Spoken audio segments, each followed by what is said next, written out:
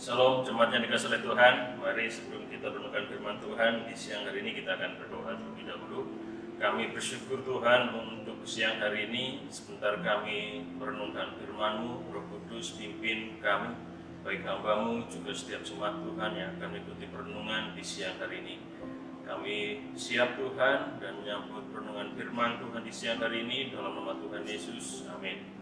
Di nama Tuhan, kita akan belajar dan firman Tuhan dari 1 Tesalonika pasal 1 ayat 6 dan 7. Saya akan bacakan buat Bapak Ibu Saudara semuanya. Dan kamu telah menjadi penurut kami dan penurut Tuhan. Dalam penindasan yang berat, kamu telah menerima firman itu dengan sukacita yang dikerjakan oleh Roh Kudus, sehingga kamu telah menjadi teladan untuk semua orang yang percaya di wilayah Makedonia dan Akhaya. Saudara yang dikasihi oleh Tuhan, ketika kita hidup menjadi murid Tuhan, menjadi anak Tuhan, mengiring Tuhan, tentu sering kita berharap dan berpikir bahwa semuanya akan berjalan dengan baik. Harapan kita ketika kita percaya kepada Tuhan, hidup kita sungguh-sungguh diberkati secara materi, tidak ada kekurangan, tidak ada pergumulan. Bahkan kita berharap bahwa ketika kita menjadi murid Tuhan, menjadi pelayan Tuhan, kita tidak pernah mengalami kesulitan. Kenapa? Karena kita berpikir bahwa Tuhan ada bersama dengan kita, dan Tuhan selalu menolong kita dan melakukan seperti apa yang kita inginkan. Tetapi kalau kita lihat di dalam Alkitab, sebenarnya Tuhan tidak pernah berjanji bahwa ketika kita menjadi murid Tuhan, kita bebas dari pergumulan, kita bebas dari permasalahan, kita bebas dari penderitaan. Tuhan tetap mengizinkan itu hadir, baik suka maupun duka, dan kita harus tetap meyakini dalam keadaan apapun Tuhan ada bersama dengan kita. Oleh karena itu, tidak ada alasan bagi kita sebenarnya bahwa kita tidak bisa bertumbuh di dalam Tuhan ketika kita menghadapi banyak pergumulan. Kita nggak bisa mengatakan bahwa kita bertumbuh ketika kita ada dalam keadaan yang baik, semua keinginan kita dijawab oleh Tuhan. Disitulah kita menjadi bertumbuh di dalam Tuhan. Tuhan mau kita tetap bisa bertumbuh baik dalam keadaan yang suka, duka, berkelimpahan. Tuhan mau kita bertumbuh. Kita tidak mengandalkan apa yang dimiliki kita tidak mengandalkan kekuatan kita.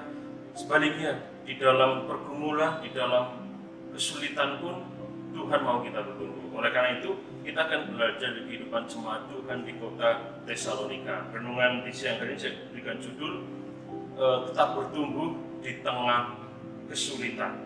Saudara, kalau kita baca bahwa jemaat di kota Tesalonika mengalami persoalan, mengalami pergumulan dan juga penindasan. Kalau kita lihat yang ke-6 tadi katakan, dan kamu telah menjadi penurut kami dan penurut Tuhan dalam penindasan yang berat. Jadi saudara, jemaat di kota Tesalonika mengalami penderitaan yang berat. Mereka mengalami tindakan yang tidak adil dari orang-orang di sekitar, mengalami penindasan dan juga mengalami diskriminasi karena iman mereka kepada Tuhan. Bahkan mereka menjadi korban kerusuhan di kota Tesalonika. Kerusuhan diciptakan oleh orang-orang yang tidak menyukai karena beberapa bagian dari orang-orang di kota Tesalonika sudah menerima Tuhan, dan sebagian tidak menerima, tidak suka itu, sehingga menciptakan kerusuhan.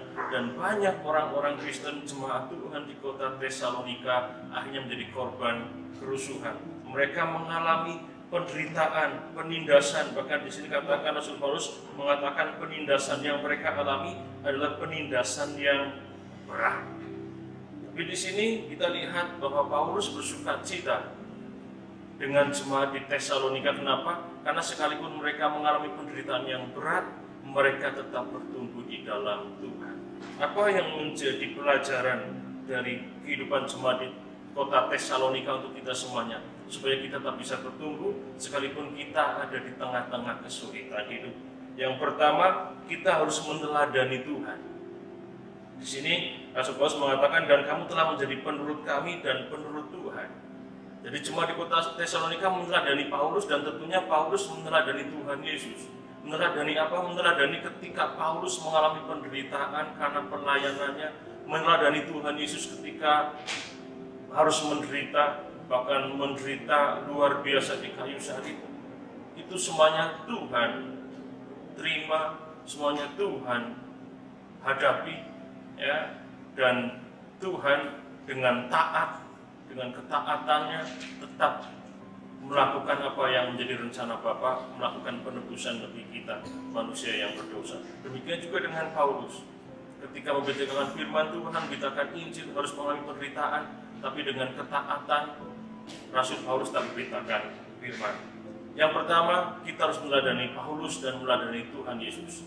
Yang kedua, kita harus menerima firman Tuhan dengan sukacita. Jadi rahasia kenapa jemaat di kota Tesalonika tetap bisa bertumbuh di tengah-tengah kesulitan, karena jemaat di Tesalonika ternyata memiliki kerinduan untuk menerima firman Tuhan dengan sukacita. Jadi ketika firman Tuhan disampaikan, mereka menerima firman itu dengan sungguh-sungguh, dengan sukacita. Bukan hanya memilih dan menerima firman Tuhan yang sesuai dengan apa yang diinginkan, yang ingin didengar, tapi apapun firman Tuhan yang disampaikan diterima dengan sukacita, termasuk firman Tuhan yang mungkin menegur, firman Tuhan yang mungkin mengingatkan dosa-dosa atau kesalahan atau kekurangan cuma di kota Tesalonika, mereka menerima dengan sukacita. Jadi saudara, kalau kita mau bertumbuh sekalipun kita ada di tengah-tengah penderitaan, kita harus menerima firman Tuhan dengan penuh sukacita, dengan sungguh-sungguh. Kalau Rasul Petrus mengatakan bahwa kita harus menerima firman seperti seorang bayi yang merindukan air susu. Jadi bayi yang baru lahir pasti yang dirindukan adalah air susu, dan yang dikonsumsi hanyalah air susu yang murni, air susu dari ibunya. Jadi tidak butuh dan tidak menginginkan yang lain, hanya air susu. Harusnya ketika kita menjadi umat-umat Tuhan, kita rindu akan firman Tuhan. Kita tidak menginginkan yang lain, pengajaran-pengajaran yang lain selain firman Tuhan. Kita nggak menginginkan nilai-nilai yang lain yang tidak didasarkan pada firman Tuhan. Yang ketiga, kita harus menerima karya Roh Kudus. Kita harus tunduk pada pekerjaan Roh Kudus. Jadi kalau kita mau bertumbuh, sekalipun kita ada di tengah-tengah penderitaan, kita harus tunduk pada pekerjaan, pada karya Roh Kudus.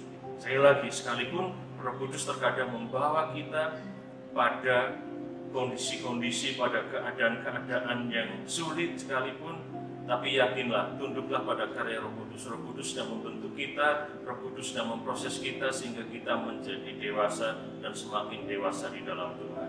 Jadi saudara, kita harus tetap bisa bertumbuh sekalipun kita ada di tengah-tengah kesulitan hidup. Yang pertama, teladani Paulus dan juga teladani Tuhan Yesus Kristus. Yang kedua, rindukan firman Tuhan dengan sukacita. Dan yang ketiga, tunduk pada karya Roh Kudus. Tuhan memberkati kita semuanya. Kita berdoa. Tuhan, terima kasih untuk renungan singkat di siang hari ini. Roh Kudus, serapkan firman-Mu pada hati setiap kami, sehingga firman itu bertumbuh dalam hidup kami dan menghasilkan buah dalam kehidupan kami. Kami bersyukur untuk renungan singkat di siang hari ini, dalam nama Tuhan Yesus. Amin.